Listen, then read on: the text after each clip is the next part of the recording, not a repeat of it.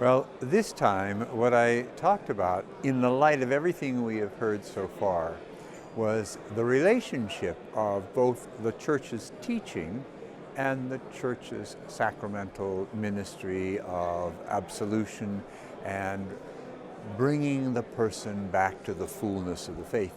The teaching of the Church always has to be done in the most full and rich manner. It's the task of the priest, it's the task of the bishop to present the fullness of the teaching. But then we have a second responsibility, and that is recognizing that none of us live up to the fullness of the teaching.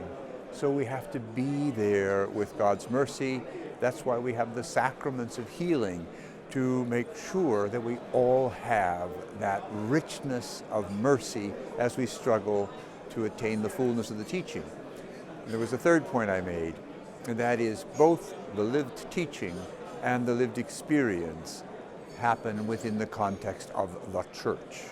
We're a community of believers, so you don't put a barrier up keeping someone outside the full life of the Church while you're trying to help them live the teaching and live the fullness of that teaching. These two synods are probably the most open that I've experienced since my first synod in 1990.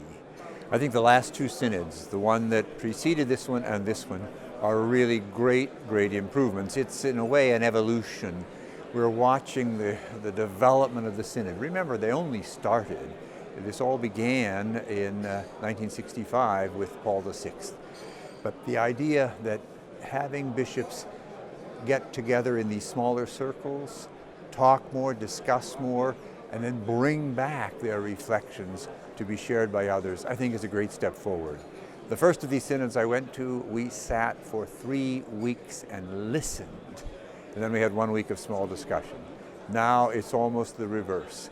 We listen and then we go and discuss at greater length. I think it's a great improvement.